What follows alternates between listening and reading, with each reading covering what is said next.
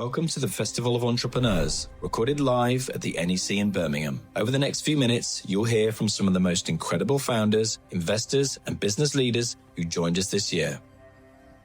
So, good morning, everybody. I am pleased to say that we've been able, because Nell has sprinted her way through the NEC, we've been able to start on time. So, it is my pleasure to introduce you to a force of business, that is Nell Daly. Nell is a venture capitalist, a psychotherapist, a global broadcaster, and probably most importantly for today's event, she is the founder of Revenge, a $70 million global impact fund redefining what inclusive investing looks like. Her work has reached millions of people with features on CNN, CBBC, BBC Woman Hour, Vogue Business and The Times. She has collaborated with some seriously big brands including Google, Spotify, TED and probably my favourite, Formula One. She's also spoken on some of the world's biggest stages, which include Davos and the SXSN. So from the therapy room to the boardroom and now the NEC, it is my pleasure to welcome Nell Daly. Thank you so much for having me. Thank you. So you have had quite a journey, Nell, from psychotherapist to opening up Revenge. Tell me about that journey. Yeah, so I did not study economics in school at all. I was an English major and I went on to become a social worker after I graduated from college. And I opened up a private practice in New York City and treated patients for over 12 years. While I was doing that, I realized so many people had depression and anxiety because of a few things that weren't really talked about in my field. One being financial insecurity, and number two being in toxic relationships in work, or they felt just completely unfulfilled in their day to day life. They felt like they had a mission to accomplish in this world, but there was no path forward for them. And it was very dehumanizing over time. And so I thought, how do I use my network and skill set to help people, specific people who might have a dream that they want to accomplish, make FU money, essentially. And would those people then go on in the world and pass that forward? One of my biggest missions quietly, I always tell people there's sort of the thing that you're telling everybody you're doing, but there's really a secret mission behind it all. And my secret mission was, can I help people who have been traditionally overlooked in the markets make that kind of money in order to write out checks to political candidates that they believe in to change social policy? And I'm not talking about specifically Democrats or Republicans. I step away from that. It's really to allow people to live into their full agency and then make incredible changes in this world that we need to see happen. So you alluded to how the name Revenge came about. Can you go into a little bit more detail on that? Yeah, I think it's twofold. One, every great entrepreneur I've ever met has an incredible revenge story. I certainly have been the type of person who loves proving people wrong. And I think when you go on this entrepreneurial journey, oftentimes you're not supported by the people who care about you the most or society in general. Women in particular in the UK only receive 1.5 of venture capital dollars year upon year, 1.5%. And when I look at records of historic discrimination, it really pisses me off.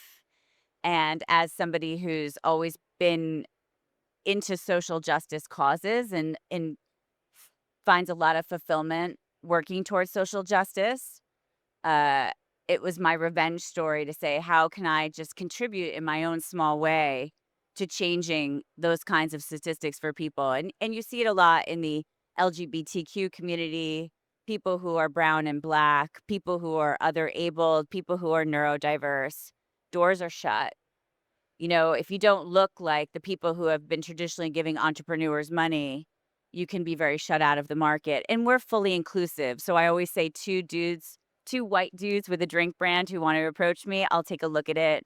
I'll take a look at their tech. We're sector agnostic. But I do flag to the market that we are a fund for all people. We do not discriminate based on network or color or race or gender. And I also think that I get something about entrepreneurs because I had to go on this entrepreneur's journey to raise a fund and to figure out how to do venture capital in particular without having come from the field, which gives me this amazing advantage. And it's important that I communicate that to all the people sitting here, that I just call bullshit on people who say just because you didn't study something or you don't have the work experience doesn't mean you can't do it. And in fact, I think you add something to whatever you're doing in whatever field you're going into because you haven't done it. I look at venture, I look at founders, I look at the way we marketed revenge in a completely different way because I wasn't worried about the social stigma of how we were doing it because I didn't know who those players were that would even be judging me. I was so outside the field trying to do this. And I also know how difficult it is to raise money.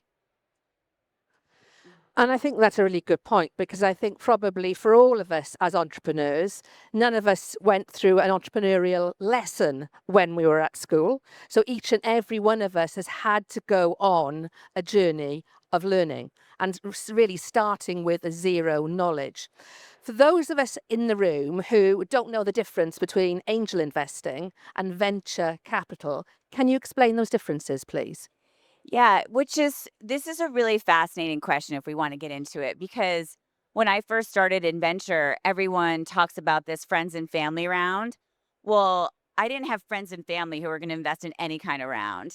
So that also is a real gatekeeper for most people's lives, right? There's not those doors open. I remember having a conversation with someone when I was trying to raise money for the first kind of thing that I was starting, and he said, "Well, why don't you just ask your friends?" And I said to him, "Where were the last checks you wrote out? Where did you meet those guys?" And he said, "At my golf club. I seated a couple guys who have done well." And I said, "That's so interesting. Those dudes probably didn't need your money, but wanted to de-risk their investment or wanted to bring in friends onto the cap table. And B, I don't belong to a country club. And C, I don't have those kinds of friends who are just going to write me out checks." So this whole concept of friends and family round, I think, already disqualifies quite a few people, because then in the UK, you get the syndicates. And I'm not taking away anything from angel investing in particular, because I think it's incredible, the people who do it. I'm just saying that it can feel like a very, very closed network. So angel round is that really early sort of pre-seed area, and I wish there were more people funding those kinds of investments. I think the UK in particular is trying really difficult to do data research and try to organize syndicates or groups that are angel investors.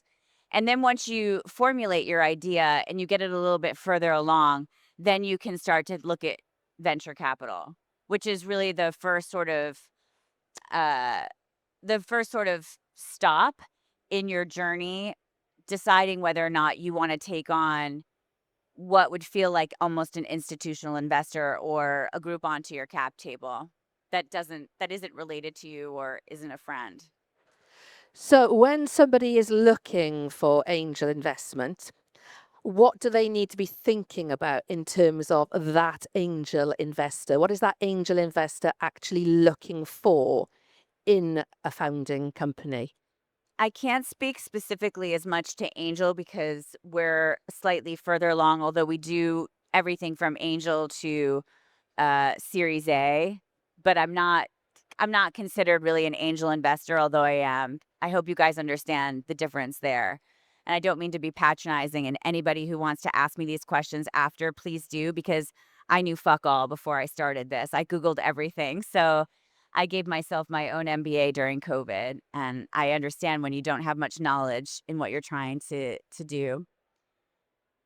So, in terms of what I'm looking for when I see an opportunity, I can tell you the biggest mistakes that disqualify people right away. You need to have a business plan. You need to have a good pitch deck. And when I say that, please don't spend 6 months sort of figuring out exactly the colors of your pitch deck and if everything has to be in the exact perfect place. I think decks are a waste of effing time, mostly, although they are standard procedure in our in how we do business. So I understand the necessity of it. You want to have a really good pitch deck. You also need to have a business strategy that's going to show me how you're going to drive revenue. A lot of people show me great ideas, and many of them are altruistic in nature, but they're not actually businesses. And then you have to ask yourself, is this scalable on a global level? Because we see a lot of lifestyle pitches as well. And if you don't think that this could be sold in the UK and Australia and the United States, venture might not be the best place for you. And it might be more of a lifestyle business. And also, then you don't want to give away as much of your business because you might be able to get, for example, a bank loan. And you don't necessarily need to take on something as big as venture. So, when you meet a founder, what are the top 3 things that instantly capture your attention to want to know more? Oh, that's really good. I think, without sounding too obvious, passion, but it's a kind of passion where they're going to put it all on the line. I need to see a real grafter. That's what you guys, I believe, call it in the UK, because I'm a grafter. So I believe that water finds its level. We find each other, and I need to know if I'm investing in you, you're kind of living, breathing, and eating it. I wanna do say, though, that one of the things that really irritated me when I was on the side of trying to raise capital was people would always say, "You seem like you're into a lot of things." And I think that gets said a lot to women in particular, because if you meet wealthy dudes, they own restaurants. They have their own fintech company. They're invested in their buddy's tequila brand, and nobody tells them they're scattered, right? So I do believe in some level of having interest outside of what you're doing, but I want to see an entrepreneur who is doing what I would call 2 for 20. They're going to spend like 2 really, really hard years to set themselves up for the next 20. For me, I never got anything done in 2 years. For me, it was like 7 for, a legacy for my kids that I want to leave. So I think that's one of them. You have to be coachable, right? So you have to be able to really be open to take advice.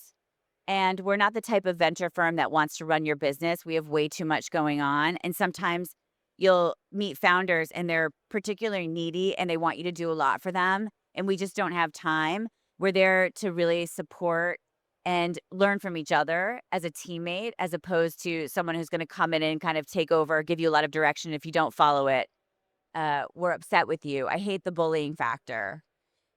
So I think you have to be really coachable. And I think you have to have a vision, right? A real sort of sense about you that is going to show me something that's innovative, that you really have done your research and it's not out on the market. Or it's already in the market, but you want to compete and you're the best person to be able to do that.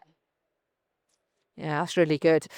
Here in the UK, and I don't know whether it's the same in the US or not, in the UK, there's a big focus on there not being enough financial literacy being taught in schools. But there's not very much spoken about the mindset that's actually required to invest in yourself and invest in your business in order to be successful.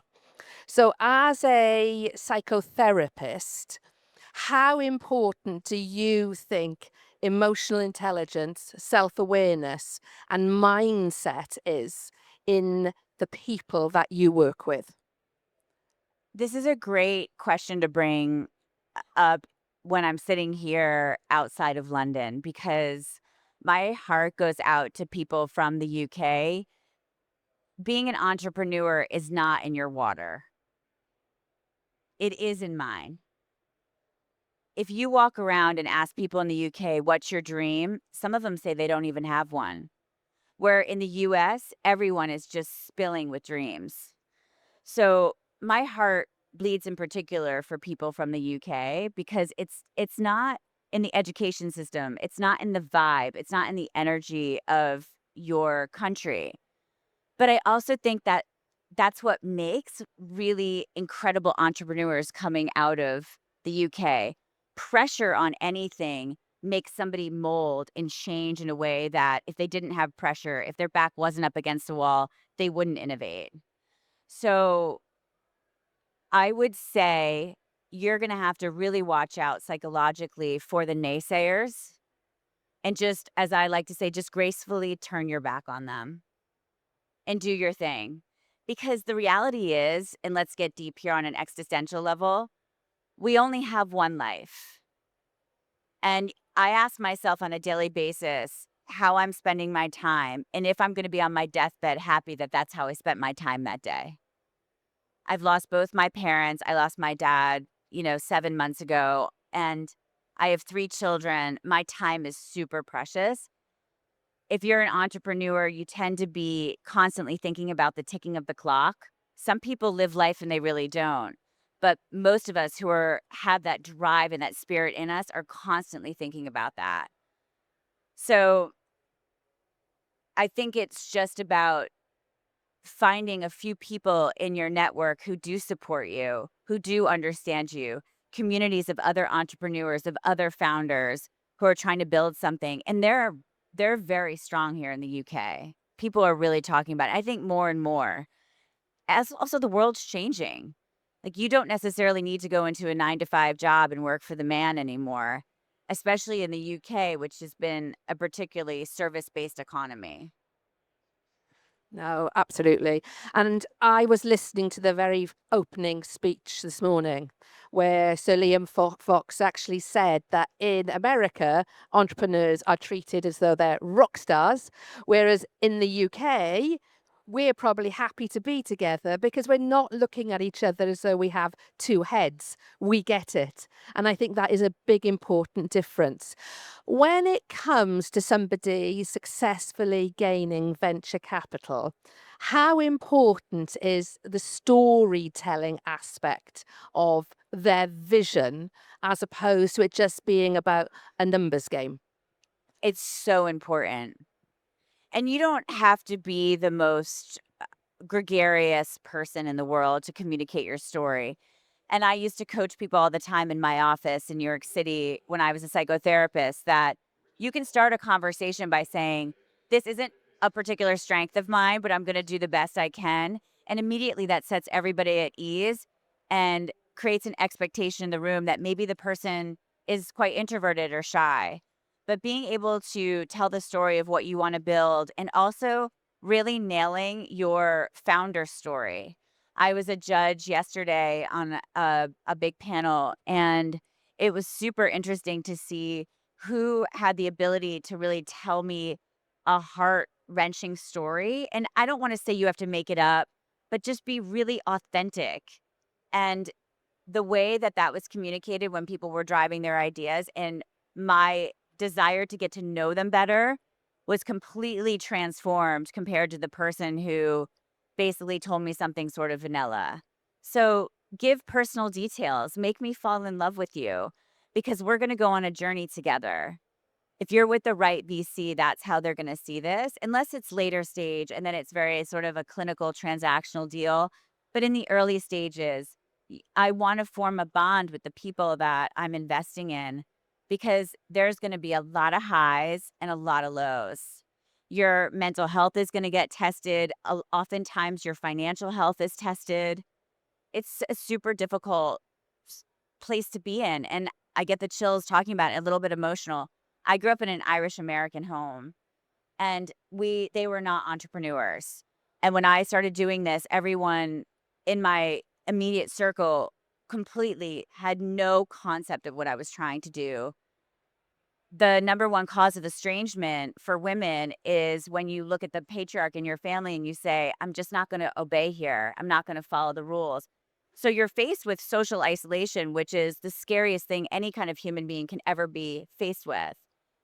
And I just say that because I grew up in a nation that treats entrepreneurs like rock stars, mostly men, although it is changing. And in our own cultural family dynamics, I was certainly not treated like I was a rock star. I was treated like I was effing crazy most of the time, and by potential romantic partners and friends. But then all of a sudden you tip the scale and guess who everyone's calling? And I got to say that's really gratifying.